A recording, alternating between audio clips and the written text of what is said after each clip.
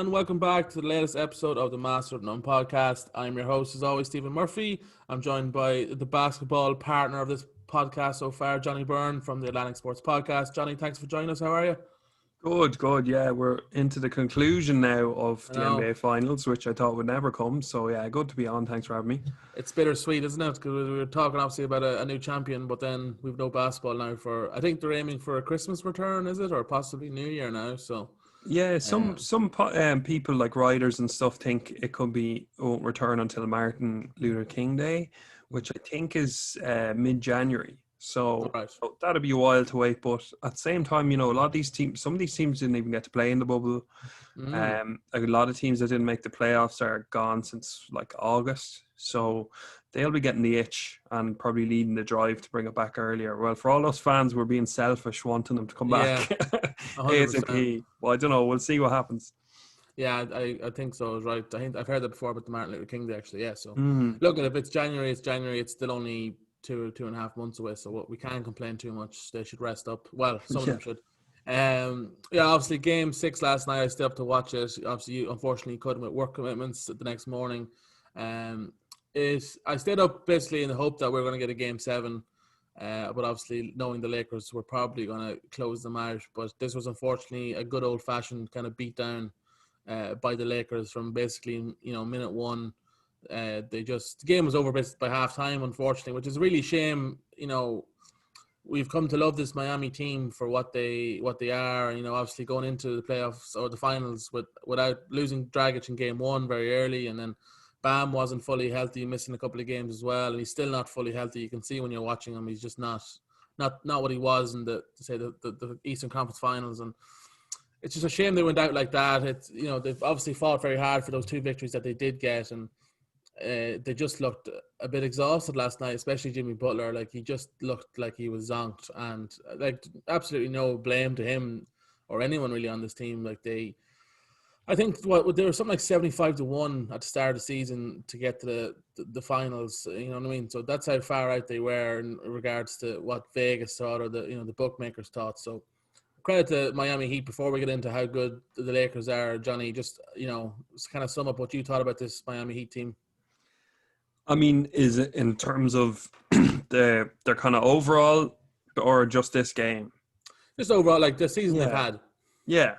Well, like, I mean, it's hard to really reflect their season on this game in particular because, as you said, it was an old-fashioned blowout. There wasn't much going on. But, I mean, they've just embodied the kind of team spirit that a lot of teams try and thrive for because, it's a new rotation, a lot of new players. Jimmy Butler, the new star on the team, and obviously had a bit of a history of not getting on with his teammates and blah de blah. And then the kind of progression then of Bam Adebayo from a role player, bench player into one of the best starting centers in the league, and then you've got it kind of tiered with the young kind of 3-point shooters and Tyler Hero and Duncan Robinson, and the maturity they showed in the playoffs was immense, and then obviously helped by a bit of veteran presence in Jay Crowder, Iguodala, Kelly Olynyk. So it was the perfect mix. It was just a very well coached team. I seen it in the bubble before they made the playoffs. I was like, they're going to make a deep run, and they were able to capitalize on a few injuries in the East and come out winners there. But I think they were in against their heads when it came to the Lakers because, as far as I'm concerned, the only chance the Heat really had, I mean, we knew it was going to be competitive, but I think we both kind of had a feeling it would go to Game 6. But I think the only kind of scenario it would go to Game 6 is if, one of the Lakers' big two had an off night, and we obviously saw Anthony Davis had one, or if Jimmy Butler plays out of his skin. And for the two games they won, he played out of his skin. And unfortunately, on both ends of the floor, he wasn't able to keep it up in this game.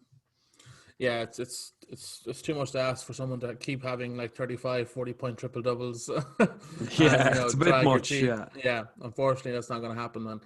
Look, it was great. It was great to see Dragic come back onto the court last night. Obviously, it's Game 6. You're kind of winner. You're going home, so you might as well throw everything that you have. And obviously, sad that he only got to play combined probably like 20 minutes in the whole series or 25 minutes. So he came in and he hit a few nice shots, and he looked dangerous, and it does get you thinking if they had him the whole series and if they had Bam the whole series, just what may have happened. Obviously, that's all hearsay at this stage, but really, it's a shame that they got to that stage and then they got the injuries, unfortunately. But I thought Tyler Hero again looked like a kind of a rookie that was in a game 6 of an NBA Finals, and he just had a rough night shooting, and the intensity that the Lakers brought on the defensive side just kind of.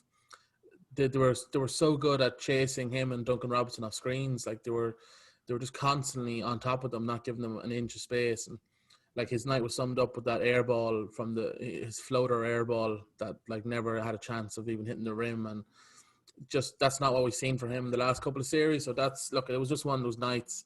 I thought Kenny Olynyk actually should have played a bit more early on. I thought when he came on, he kind of. Like Davis was absolutely, and we'll get into how good he was on the defensive side, but he was incredible last night defensively, and he was like, controlling that paint, and the Heat looked like they were afraid to even attempt a layup, even when he was in the vicinity. So having Olynyk on may have just drawn him out a little bit from the paint, just to free up a few yards of space for your Kendrick Nunns or your Butlers driving to the hole. And his shooting, I thought Kelly Olynyk's shooting this series has been pretty good, like in fairness, for the amount of game time he's gotten. It's tough to get into a rhythm when you're that, on and off. Thought he could have come on a bit earlier and maybe made a bit more of an impact. Because after halftime, let's be honest, this game was pretty much over at that stage. But Duncan Robinson started well, hit a few nice shots. But again, the Lakers' defense was just incredible. And Bam just, again, hasn't been himself. He looks out of, like he just doesn't look, he's in spots where he normally wouldn't be. Like he's misjudging rebounds. He's in places where he normally wouldn't be for a rebound. He's missing them, and it just looks like he just is out of order, out of shape. Not out of shape, but at odds with himself maybe, and just needs to get another game or two maybe, and he would have been back to his best. But just a lot of effort, but not much production, unfortunately. In the fourth quarter, he kind of had a few nice jump shots, but at that stage, it was garbage time. So. Lakers though, let's talk about I feel we're guilty on this podcast of talking about the Heat too much because we obviously love the underdog, but the Lakers were incredible last night defensively. Johnny, I haven't seen a good performance of that in a long time. What do you think? Yeah, and the Lakers have been consistently very good on defense. Even in the regular season, they were one of the best teams, even in terms of the defending the kind of perimeter and the 3-point shot, which is, the ideal matchup really against this Heat team that are so kind of 3-point driven. So they really came out all guns blazing on defense in this game in particular, really locked down people. I guess starting Alex Caruso helped that in so far as, he is kind of selfless in that regard. He'll guard anybody really on the court and takes a bit of the load off LeBron and Anthony Davis. But you mentioned Davis there. I think he had a 93 defensive rating, which is, pretty insane. Like that's an elite level stuff, especially, when in a game 6, when the championship's on the line, it's pretty incredible. But it's been the case all series. I was actually looking into the defensive stats just to see how these two teams kind of fared. And in terms of defensive rating, 6 Lakers players had a defensive rating of 114 or under per 100 possessions. So to only allow 114 per 100 possessions, is pretty solid. But only one Miami player had 114 or under for the playoff series. Can you guess who that was? For the finals? Yeah, for the final series. Oh, God. That's interesting, actually. Is it like it's hardly Myers Leonard or something? Is it? No, it's to be some of the main guys out of the main. Oh, guys. Is it Butler? Yeah, Jimmy Butler. So I mean, it goes to show the load on him on both ends of the floor that he was their best defensive player statistically over the series, and like it's just very difficult to put that load on him. You could clearly see it's hard to ever see, I guess, a team win a championship with just one clear out and out star. And I know Bam Adebayo has hovered between that, but to be able to take the defensive load when someone's having a good shooting night or something like that, that's how the tandem, I guess, of LeBron and Anthony Davis worked so well. Was if when Anthony Davis didn't have a great shooting night, LeBron was able to take things over from him. Vice versa, they were able to switch back and forth. But to be honest, aside from that kind of off game by Davis where he got into foul trouble the first game that they left, both LeBron and Anthony Davis, statistically anyway, have been incredibly consistent on both ends of the floor, which is what you want from your stars, essentially. So, yeah, no, I guess we can fawn over the Lakers for the next, I don't know how many minutes, because it one hell of achievement. Yeah, I think the last team to win with only one superstar was probably Dallas Mavericks in 2011, was it, with Dirk? But again, they had some amazing role players around him to, you know what I mean? You need, if you're going to have one star, you have to have great role players around you. And yeah, but like back on Davis, like watching the game last night, he was incredible at not only like putting, so say like, you know, Butler would do a pick and run with Bam, and Bam would roll to the rim, like looking for the lob. Davis would just position himself in such a way that he's stopping Butler from going for the layup, but he's also preventing the lob to Bam. And it was just incredible. It happened a few times, and it must have been so demoralizing for the Heat, being like, this is one of our plays that we love, and it tends to work quite often, and this one guy is just stopping both of these things. And even a couple of times where Hero went into the paint, and instead of going up, he would just continue dribbling around and, you know, looking for a pass, because he knew that if he went up with this, it was just going to get absolutely swatted. It was and even Davis's off day, that game 3, it was more basically that he got into foul trouble, and that the Heat did a great job of like interrupting his rhythm. It wasn't even that like he shot lows and was crap. Do you know what I mean? It wasn't that bad. It was a game, that game really sort of solidified LeBron as Finals MVP, and credit him for that. But Davis last night was, you know, when you look back at when they traded for Davis and they gave up all those players and the young talented players that they gave away, and people were saying, is it too much? And obviously not. It was obviously a good trade in the end. So, you know, credit to them for that. We can talk about LeBron obviously as well, because again, just incredible. 35 years old, still at the top of his game. It looks like. I seen him interviewed afterwards as well. He was like, you know, they asked basically would 27-year-old LeBron beat 35-year-old LeBron, and he said the 35-year-old LeBron would dominate 27-year-old LeBron, just basically mentally. Because physically, again, he looks very similar. Probably, obviously, maybe half a step slower, but incredible all the same. But we'll just go through some of LeBron's stats here, because it's when you see it actually wrote down on paper, it is sort of mind-boggling, all the stuff he's achieved. So it's obviously his fourth title, fourth Finals MVP. He has 4 regular season MVPs. He averages for the Finals 30 points, 12 rebounds, 9 assists on 59% field goal shooting and 42% 3-point shooting, which for LeBron, the 3 points there really is a staggering one. How efficient he was at that. He's the first NBA player in history to have the NBA, the Finals MVP for 3 different teams. And him and Michael Jordan are the only players in NBA history to win at least 4 final MVPs and 4 regular season MVPs. And it's just, my thing when watching is like, I don't see it stopping. Do you know, like I'm watching them going like, you're not like a year or 2 away from retiring here. Do you know what I mean?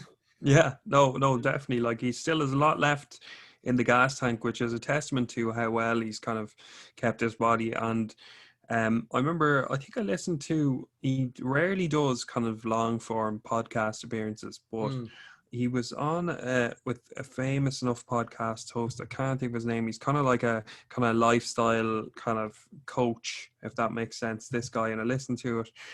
And like the detail he went into in terms of like how he keeps in shape, what he eats, all this and that, like it's on another level. And I think a lot of people around him will say, you know, that there's no other player in the league that number one puts as much time and number two as much money into maintaining his body.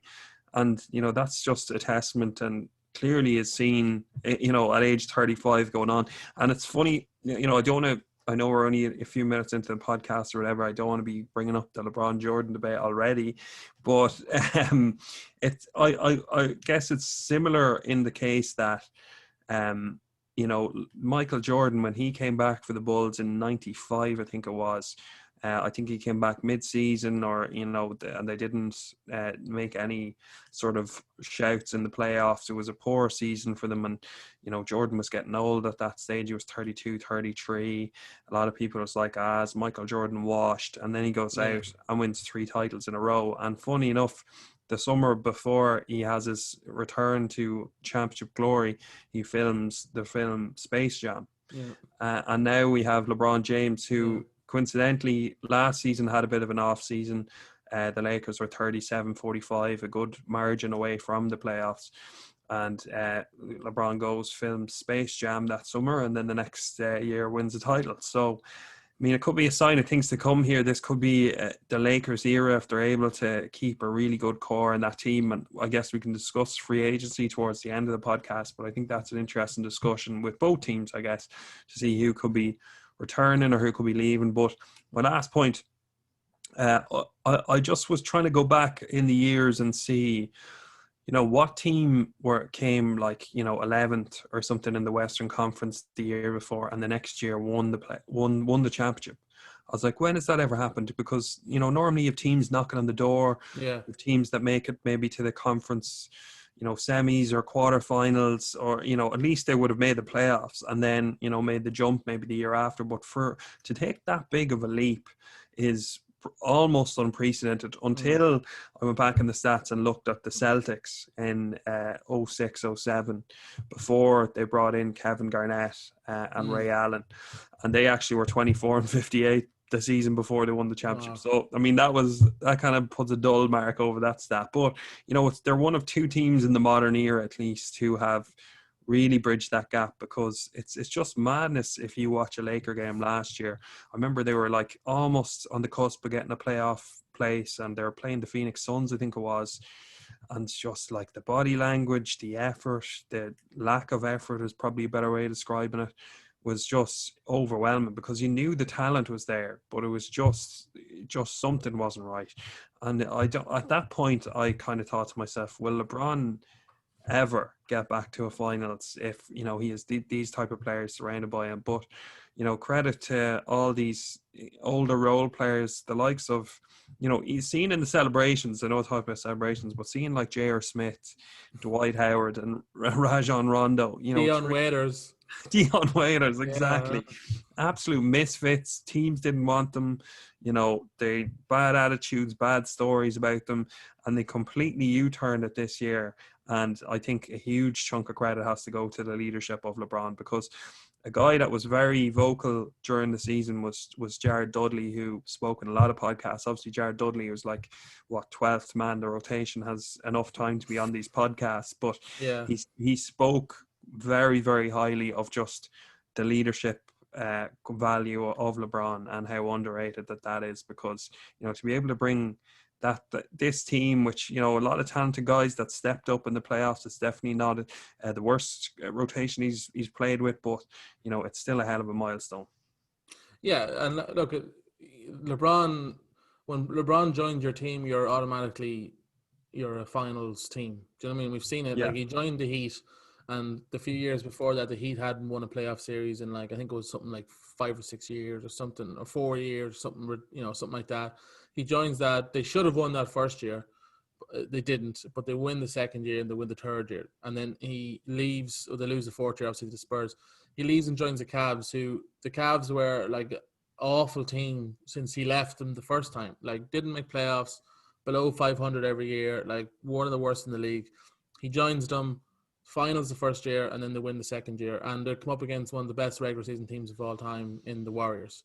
So, and then joins the Lakers. Again, the Lakers have had, when's the last time they went to playoffs? It was like 2012 or 2011, something like that. Yeah. A long time. He joins them within 2 years, championship. Like, it's just incredible what he does. And again, as you say, he's not doing this with incredible role players. He's got obviously Anthony Davis, that's what he tends to do. He gets one other superstar with him, and then he's like, give me whoever, and we'll be okay. Do you know what I mean? Like, no one, you can't say that for anyone else really in the league, that they can do that. And his track record is just incredible. And there's, like, again, when you look back, even like he should have won that first series with Dallas, again with Miami. He came up against an absolute buzzsaw in the Warriors. So if they weren't about, who's to say he wouldn't have 6 or 7 at this stage? It's just incredible that he's been this. And I hate this argument that the fact he's been so many finals and lost a few of them, that it goes against him. Like, it's just so silly, because so you're better off losing earlier on, basically, is that argument. So that's stupid, because Jimmy Butler now would have been better off losing in the Eastern Conference Finals to the Celtics for his legacy, because he got to the finals and lost. Do you know what I mean? That's the same sort of argument, which is just stupid. And actually, funny you bring up the Jordan at the same age, because they were both in finals at the age 35, and their stats for that series. So Jordan was 34 points, 4 rebounds, 2 assists on 42% shooting. LeBron was 30 points, 12 rebounds, 9 assists on 60% shooting. So Jordan is scoring more, but everything else, it's LeBron at that age anyway. And that kind of sums them up, though, really, isn't it? Well, in my mind, that's what it is. Like, Jordan's a scorer, Jordan's a killer when he has the basketball in his hand. But LeBron's a better passer, LeBron's a better rebounder, LeBron's more efficient, better, all-around teammate, I would say. That's why I would always view them. Do you think I'm right in that sense? Yeah, like I think it's fair to say LeBron's a better overall player, just straight out, because he's got more size on Jordan. He's developed into this elite level passer where he's nearly leading. I think he nearly in the regular season led the league in assists per He game, did, yeah. which is incredible, and a stat that Jordan never came close to. So Mm.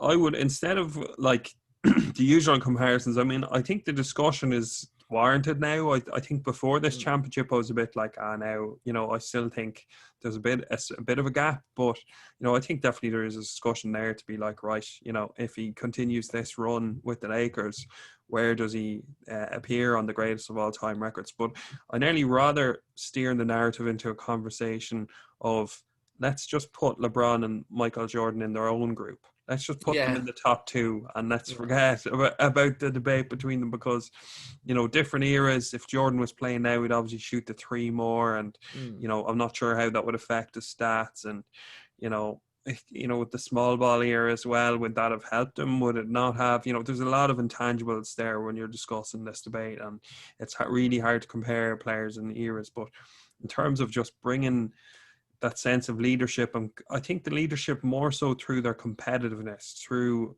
the expectation that they should be in the NBA finals, they should be winning the championship every year.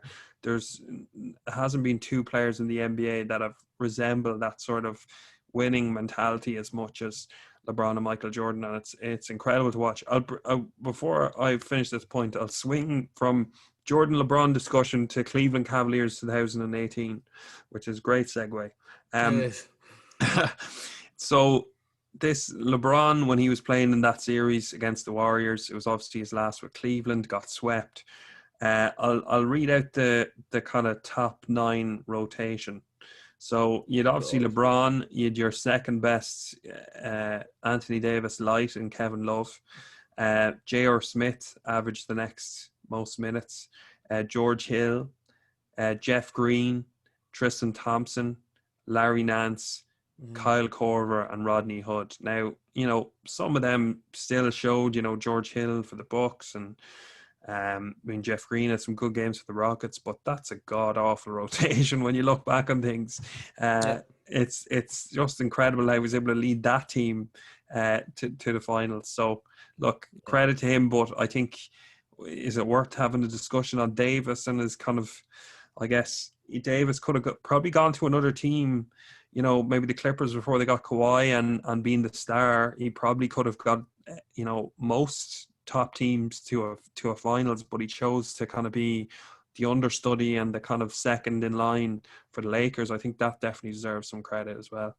Yeah, and he's been brilliant in fairness to him. He has, they both keep saying that there's no ego, there's no like I'm the best player between the two of them, and I think that actually does show, because I think sometimes you see superstars when they're not getting their own way, they'll kind of throw a hissy fit every now and then, but I guess it's easier not to do that when you have LeBron on your team that can pick up the slack. But yeah, I agree. He could have went somewhere else. He probably could have had more money. He could have been the sole star of the summer. Well, he was a sole star in New Orleans, and they only got to one playoff series, possibly two. I can't remember, but it wasn't working. So, and LeBron in the past hasn't always had the best rap of being a great teammate, in the sense of, when things go bad, the second person in line sort of gets a lot of the blame along with LeBron. So like Kevin Love has always come into criticism from his time. Kyrie didn't like it. Like Kyrie left, to join Boston because he wasn't getting on and didn't like the whole, media circus that came with LeBron. And so it's not, obviously it's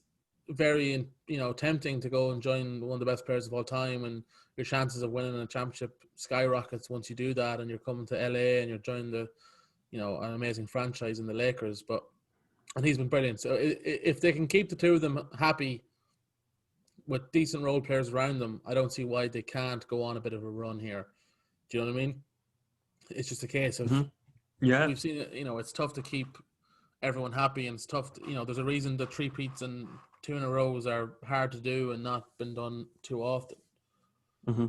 Yeah, no, that's it. Like this will be a real test now to see if they can prolong this, because they have one of the oldest rosters in the league, and obviously as time tells, with aging and players slowing down, it'll be interesting to see how the bubble has affected kind of their longevity, and if it's taken, I guess, more time off their careers, then maybe it could add time on, because they haven't been traveling, that they had a good break in between. It's just a lot of stuff up in the air yet. But I mean, from what we've seen from some of the top teams in the West, the Nuggets still seem like they're a bit off. The Clippers seem like they're just a bit of a mess, to be honest. And it just seems like they're the top team in the league, and there's no one really in the East, I think, that's ready yet to take them on. So I think it'd be anything but disrespect to not think that the Lakers are our favorite next year anyway, whenever the season returns. But you made a good point about their mindset between Jordan and LeBron. Like, it must be like the basketball is unusual, especially sports over here in Europe, where you have to play 82 games before you even get to the playoffs. Do you know what I mean? So and then you're playing another possible. Well, hopefully you're playing at least 16 more games in the postseason. So like, it's incredible to have that still get up and go about you, to be 35, to have achieved everything that both Jordan and LeBron did, and to still have that absolute tenacity and that mindset to keep going. It's just incredible. But I wanted to actually get your opinion on something as well. So the Lakers have won their 17th title. I disagree with this, because obviously I don't know how many they won in Minnesota. I think it was at least 4 though that they won in Minnesota back in the God knows when, before they joined or moved to LA. I don't think they should count. Am I wrong? I think once you move city, that's it. Yeah, I mean, I'd probably be on the same side as you, just maybe because I'm a Boston Celtics fan. They're now tied. Well, that's true. Yeah. But then there's an argument as well to say, well, the early Celtics titles, Bill Russell was like one of the only black players in the league, and was so, I guess, a dominant in terms of his stature that it was pretty garbage basketball to watch. So the league really hadn't developed at that stage. It was still very stiff, I suppose, the best way to describe it. So I don't mind that though, because it was in Boston though. Do you know what I mean? Yeah, I understand. Competition is competition, but if you're it's the Seattle Supersonics, does that mean OKC get to claim that title?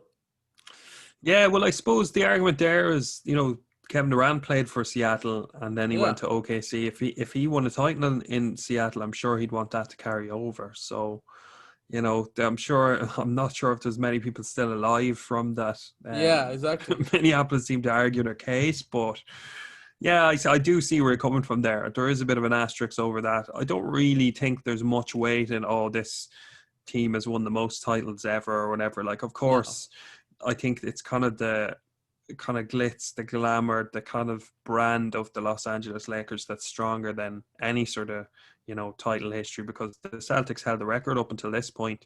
But I think it's safe to say the Lakers, even though they were a title off, were still, the top free agent destination. I think they'll continue to do it because, bringing in someone like LeBron, a generational player, that's going to prolong that team in terms of the fan base, in terms of, players that are coming into the league that see the standard that's set by LeBron. It's why I think the Bulls now are just so blessed to have had Michael Jordan, not only for the championships, but for the brand of basketball. I think the Chicago Bulls are, it should be an honor for people to play for the Bulls, considering, the kind of decorated history that they have. So, it's an argument for sure. Yeah, I know. I just don't like. I personally don't think if you move city, that's it. I personally think, because I think it also then prevents people. Well, might prevent these billionaires from coming in and moving these teams. But two Boston Celtics points, actually. I don't know, the people listening at home might be like, how are we bringing these two things up? But how are you feeling about Rondo? Obviously, a massive part of that success from the 2008 team, and, was part of the crew who, very fond of shit talking LeBron back in the day. And now they were hugging each other last night like constantly, and they were like two lovesick puppies. So how do you feel as a Celtics fan about that? To be honest, like Rondo obviously was a part of that, but he was maybe fourth or fifth man in the rotation on those teams. So, it's unfortunate. A lot of people have the what ifs if Rondo did stay in Boston. I don't think Boston really had any sort of competitive rosters after they got rid of Garnett and Pierce, but I'm happy for him. I don't think I can have any sort of hatred considering how topsy-turvy his career was afterwards. So, I mean, it's also a good kind of heartwarming story to see a veteran like that who's kind of lost in the grand scheme of the league and comes back and plays a big role, because he had a great game 6. Yeah, he is. I tweeted last night, is like, we've seen through the series, if he plays well, the Lakers tend to win. Yeah. He's that lightning kind of bolt for them. But I think he gets away with. He was a crap teammate for years, though. Do you know what I mean? He just wouldn't try, and he was very openly honest about that. He was like, my last few years in Boston, I didn't play defense, and he went to Sacramento and stuff like that. So, like, I can see why people are frustrated with him in that sense. Like, when you try, you're like unbelievably good, but then sometimes you just don't want to bother. That would annoy me now, in fairness. But it's nearly the perfect fit from here in Los Angeles, because even there's a clip on YouTube of him playing, I think it's his last game for the Dallas Mavericks in the playoffs, and I think it's the year after they won the championship he was traded to that team, or at least maybe 2 years afterwards. And Jesus, like, he had some stinker, just giving away fouls, silly fouls, not playing defense, just kind of, I think he ended up getting ejected, just was awful. And just, he kept being subbed off as well, just because he was such a liability on the floor. And I think it's kind of a testament again to the leadership of LeBron, because when you're playing on LeBron's team, LeBron is nearly, player, star, leader, acting GM. If you mess up or you show any sort of negativity in that side, I'm sure LeBron can send one text to Rob Pelinka and that's you gone. You know what I mean? Yeah. So, that's true. at least they're held accountable for that. Yeah. Second Boston Celtics point is now JaVale McGee has the same amount of championships as Larry Bird. So it's not, just wanted you to know that. Who's the guy that has had tied championships with Jordan as well? Some role player. I think he had played for some of the Bulls teams and maybe some of the Spurs. Could be wrong though. Oh, Robert Horry, no? Possibly. Robert Horry, yeah. There's a few lads who have won championships with 3 different teams. Danny Green joined it last night, and LeBron. Robert Horry, I think he won with Spurs, Lakers, and I think maybe the Rockets. Okay. I could be mistaken with the Rockets. Definitely the Spurs and Lakers. Big Shot Bob was his nickname, because he just had the tendency to hit these incredibly clutch shots in the playoffs. He was a role player, but he has 7 rings, I think, something ridiculous like that. So, by a lot of people's logic, he's better than Jordan. So can't argue with that. I'm telling you. But I think we should talk about Dwight Howard as well, because talk about his topsy-turvy career, as you said with Rondo. Dwight Howard, that is the definition of that man's career. Obviously, started off with Orlando as absolute superstar. Every year he was on the All-NBA first teams, Defensive Player of the Year several times. Got to the finals, bet LeBron in the playoff finals, when he was with the Cavs in that 2009 series, I think it was. A Hall of Famer definitely before this, but that stretch after he left Orlando, went to the Lakers obviously the first time, didn't work out with Steve Nash and Kobe. Him and Kobe obviously didn't see eye to eye, totally different mindsets. Met his way around a few teams, the Hawks, the Rockets. I can't even remember the other teams he went to, because he was at that many towards the end of his career, and looked like he was out of the league. And one of those players that seemed to be universally disliked by a lot of people because of his attitude, because of not using his natural gifts and his incredible physique and incredible power, and put that with a bit of work rate, and that didn't seem to be there, and he didn't have the mindset the likes of the LeBrons or the Kobes. So to see him come back now, accepting his kind of role as that kind of player to come off the bench for a few minutes and make a bit of impact there, I did say, I have to say, I was happy for him last night, especially with the first episode of the Lakers, how that badly that went. It was nice to see him last night holding that trophy and sort of, finish off in his career in a positive light.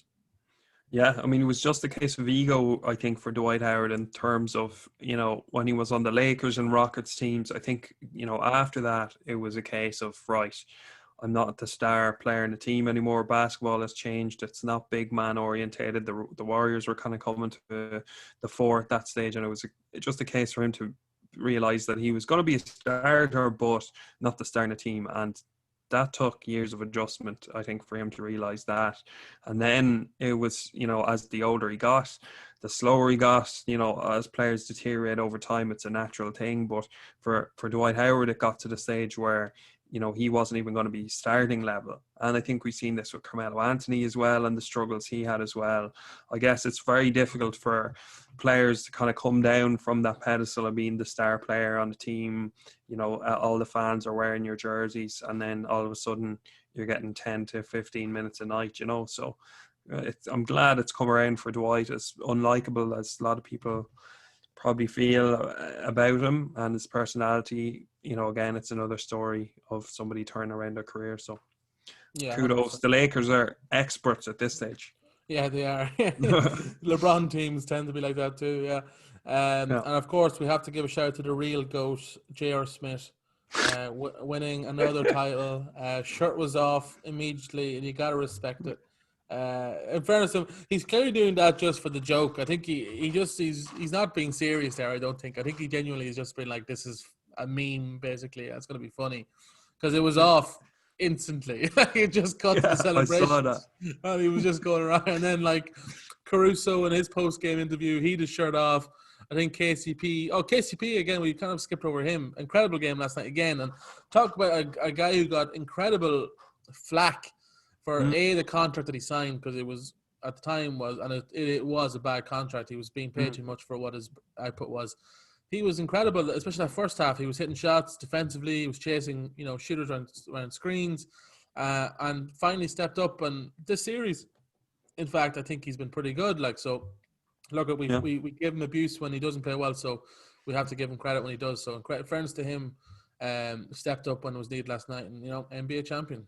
Yeah, and I mean, just a touch on J.R. Smith, at every point during the playoffs, it felt like J.R. Smith was coaching the team and not Frank Vogel. At times, J.R. Smith was further in towards the court than the coaches. And I mean, fair play to them for managing that and allowing him to kind of express himself or whatever. But, as much as he's become this meme or whatever, like, it was a welcomed, I think, veteran presence there on that team to kind of spur his teammates on and at least give some sort of familiarity to LeBron, knowing that, this is a player I played with and won a championship with, and to have his presence, I'm sure, was welcomed. Yeah, he's one of those lads who has such a false sense of confidence that it sometimes works for him. Do you know what I mean? Like, he's so confident in himself.